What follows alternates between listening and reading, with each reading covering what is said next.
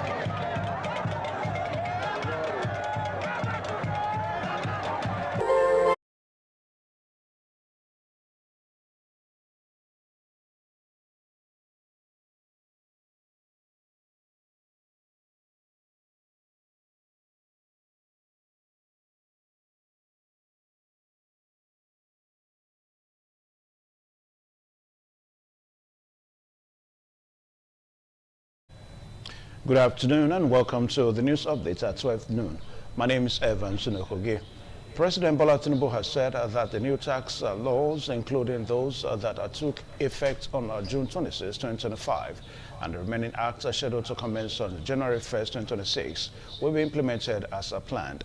This came as the People's Democratic Party (PDP) renewed its call for the suspension of commencement dates of the new tax act, citing discrepancies between the harmonized version passed by the National Assembly and the version later gazetted, which it has said have raised a serious public concern nationwide. The president said all the concerns raised have been noted, but added that no substantial issue has been established that should warrant a disruption of the reform process. But the PDP, in a statement by its National Public Secretary Ini Emebong, said Nigerians across all walks of life have proudly voiced their displeasure over the smuggling in of every dangerous provisions which were expunged earlier by the parliament. Rather than address these issues comprehensively, the presidency has consciously minimized them and instead vehemently insisted that the commencement date must stand, despite the discrepancies. It stated that the president must act in favor of the people, and to do otherwise is a clear confirmation that money, not the people, is the priority, the party added. Away from that, now a yet to be identified number of people have reportedly been abducted after suspected bandits launched a brazen attack on the Omiara community in Yagba West local government area of Kogi State. The incident occurred on a Tuesday, according to residents, although the exact number of victims and their identities had not been confirmed. Residents of said security agencies had alerted, but the State Police Command had yet to issue a statement. Residents described the incident as chaotic and terrifying, with the sound of gunfire echoing across the community. Community members called on security agencies and the Kogi State government to urgently deploy additional personnel and intensify efforts to secure the release of those abducted. The governor of Rivers State, Siminalayi Fubara, has approved a minor reshuffle of the State Executive Council, redeploying Barrister Christopher Green as the Attorney General and Commissioner for Justice. Barrister Christopher Green, who previously served as Commissioner for Sports, was moved to the Ministry of Justice following approval at the last State Executive Council meeting for 2025. The development was disclosed in a statement signed by the Permanent Secretary, Minister of Information and Communications, Dr. Ono Sirawowo. According to the statement, Barrister Green will also continue to coordinate the activities of the Ministry of Sports pending the appointment of a substantive commissioner. The redeployment takes immediate effect and, according to the government, underscores the administration's commitment to strengthening governance, ensuring continuity in service delivery, and optimizing the performance of key ministries in other states. Meanwhile, political observers say the development comes amid heightened tensions in Rivers State following the protracted rift between Governor Fubara and his predecessor, Nyesom Wike. The Borno State Police Command has described reports claiming that the Nigerian Army arrested a suspected suicide bomber in the state as a misinformation, insisting that the operation was carried out by the police and that no active improvised explosive device was recorded. Recall that on Tuesday night, troops of Operation Hadinkai arrested a suspected suicide bomber identified as Abaka Mustafa in Borno State. The Media Information Officer of the Joint Task Force Northeast Operation Hadinkai, Lieutenant Colonel Sani Uba, disclosed this in a statement issued on Tuesday. Uba said the arrest follows sustained joint operations and credible intelligence aimed at securing Banki town in Bama local government area.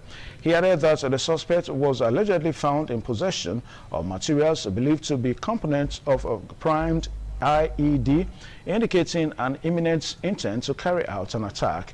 He further assured that troops of GTF, NEOPHK continue to dominate their areas of responsibility through aggressive patrols, intelligence-led operations, and sustained presence to deny Jas ISWAP terrorists freedom of action and prevent attacks on civilians and critical infrastructure. However, reacting to developments on Wednesday, the Police Public Relations Officer of the Borno State Police Command, ASP Nahum Dasso, told the press in a telephone interview that the suspect was arrested by police and is currently in police custody.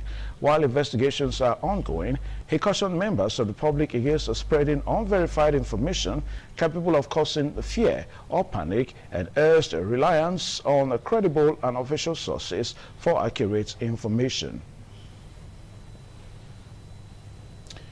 Members of the Rivers State House of Assembly said they have returned to 100,000 Naira Christmas bonus given to them by the governor of the state, Sir Siminalayi Fubara.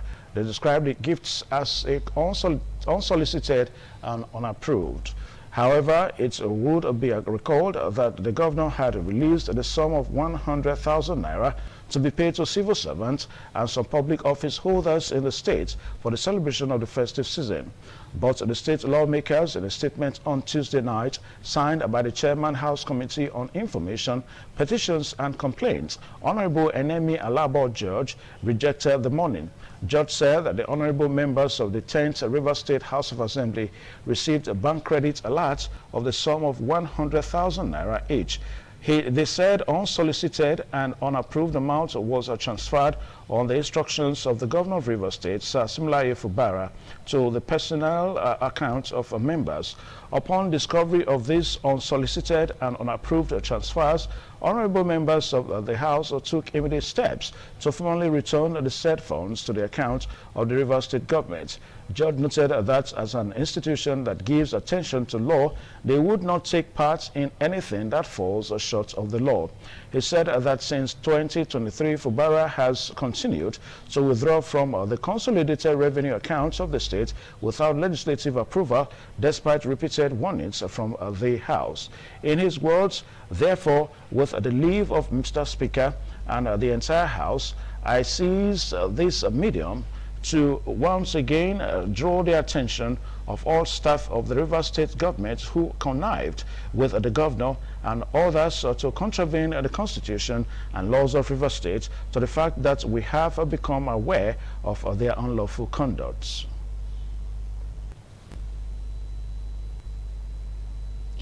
Away from that now, the National Working Committee of the new Nigeria People's Party, NNPP, has declared the suspension of the party's Kano State Chairman, Hashimu Dongorawa, invalid.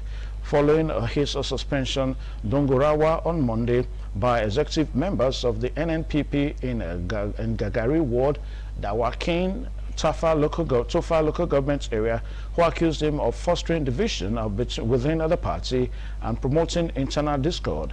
In a statement issued by Ladipo Johnson, the spokesperson of the NNPP, the party strongly faulted the suspension of Dungarawa, branding the move as misplaced, undemocratic, null and void, and entirely without effect. The statement further stressed that the action constitutes a serious breach of party discipline, noting that it amounted to gross anti-party conduct and violated the existing provisions of the NNPP constitution. Johnson described Dongarawa as dedicated, diligent, and responsible, noting that his leadership and sustained performance had been outstanding and had significantly advanced the growth of the party in Kano State.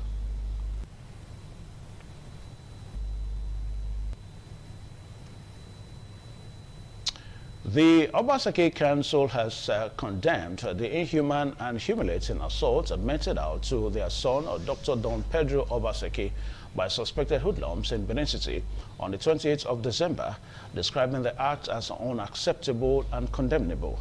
The Obaseki Council made this known during a press conference held in Benin City. Efosa Wangwe reports. Few days ago, a video showing Dr. Pedro Obaseki being assaulted by some persons believed to be hoodlums went viral on social media. The video has since generated widespread reactions from within and outside the country. In a statement issued and signed by the Okaigbe Pa Daniel Igbinovia Obaseki and the secretary, Mr. Ewe Obaseki, and read to journalists, the council expressed strong dissatisfaction over the ugly incident, but stated that the family will rely on competent authorities to handle the matter. The Obaseki Council explained that they deliberately delayed issuing a statement to allow constituted authorities the opportunity to take appropriate action before making their position public. No father, mother, brother, sister, or person of good conscience can witness such sordid humiliation of a son of Benin, a respected professional, cultural ambassador, a member of a frontline noble family, without being proudly shaken. The Obaseki Council wishes to state categorically that it is not political nor partisan.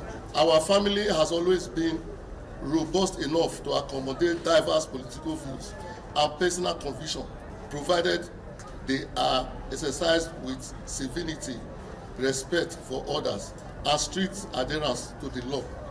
On this count, Dr. Don Pedro Agmonifo Obaseki has conducted himself honorably. The council further stated that they are in full support of their son, Dr. Pedro Obaseki, in his decision to lawfully pursue the matter to its logical conclusion. The Obaseki Council is deeply mindful of the exalted position of the Palace of the Oba of Benin as a unifying force and role model for all Benin people. Nothing should be done by non-palace functionaries to diminish this. In the interest of public order, peace, and social balance. The Obaseki Council should support the use and impartial process to ascertain the facts surrounding this incident and to hold accountable any person found to have committed criminal acts. Accountability pursued calmly and lawfully is essential to prevent a dangerous descent into anarchy, to reassure law-abiding citizens that no one is above the law. They also urged members of the Obaseki family and their children to go about their normal duties without fear of intimidation, stressing that the name of the Obaseki family remains honorable and respected. Some of the council members present at the press conference held at the ancestral home of the Obasekis was Pa Felix Obayedu Obaseki Ozukpogeva of Obaseki family. From Benin, Efosa Wangwe, ITV News. In the meantime, the Directors Guild of Nigeria has unequivocally condemned the acts of brutality against Dr. Don Pedro Obaseki on Sunday in Benin City. Don Pedro Obaseki is not only, according to a statement by the organization, Dr. Don Pedro Obaseki is not only a long-standing member of the Directors Guild of Nigeria, but also a pioneer Nigerian filmmaker who has for decades used film and culture to promote identity dialogue and national pride. The statement added that no individual, regardless of status, belief, or perceived cultural transgression, deserves to be subjected to mob violence, physical assault, or public degradation, and stressed that while the Guild respects Nigeria's rich traditional institutions and cultural heritage, no cultural interpretation or grievance can justify violence, humiliation, or the suspension of citizens' fundamental human rights. They called for a thorough and transparent investigation into the incidents, full accountability for all individuals involved in the assaults and unlawful treatments. And in the world of business now, the World Bank has urged developing countries to play a more active role in shaping global trade standards, warning that a rapidly expanding set of international rules is increasingly tilting economic benefits towards wealthy nations and large multinational companies. In its World Development Report 2025, Standards for Development, the bank said standards covering areas ranging from food labeling to 5G telecommunications have become a form of fundamental economic infrastructure as critical of growth as roads, ports, and power systems. The document noted that while standards have helped reduce trade frictions and boost global commerce, they are also being used as non-tariff barriers in trade disputes. According to reports, such measures now affect about 90% of global trade, up sharply from 15% in the late 90s. Secretary General of ISO Sergio Mojica said dedicating the 2025 World Development Report to standards sends a strong signal that international standards are no longer invisible infrastructure but critical enablers of inclusive and sustainable development. He said unlocking the full development potential of standards requires ensuring that all countries can participate in their creation and implementation, describing the report as a timely call to strengthen global cooperation in standard setting. To help countries turn standards into drivers of development, the report proposed an adapt, align, alter framework at early stages of development. Countries should adapt international standards to local realities rather than adopt the most stringent global rules. As capacity improves, they should align with international standards to ease market access and reduce duplication, while also shaping how global standards reflect national priorities. As countries grow wealthier, the report said they should move towards authorizing new standards or updating existing ones.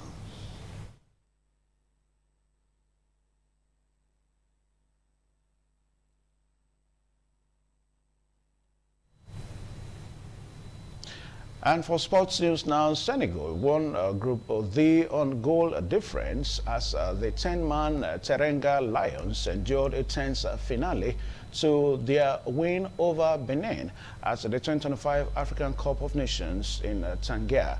with 2021 champions leading 1-0 and a group rival DR Congo beating Botswana 3-0.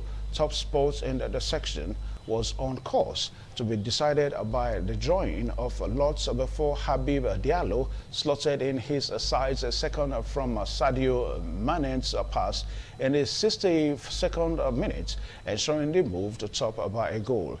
Senegal staff and fans were left to nervously hope DR Congo failed to secure again until Sheriff Ndiaye converted a 97th minute penalty to definitely settle top sports. Third placed Benin, who joined their opponents in being assured of progressing before kickoff, fell behind when Abdoulaye Seck headed in grappling Diatta's cross and gained a numerical advantage through Khalidou Koulibaly's 71st minute dismissal. Senegal will remain in Tangier to face Burkina Faso or Sudan on Saturday, and will discover their opponents when Group E concludes on Wednesday. Benin will face seven-time champions Egypt, who won Group B at the same time on Monday in Agadir. In another group game, a match change, DR Congo is to victory over already eliminated Botswana at the 2025 African Cup of Nations, but ultimately had to settle for second place in Group D.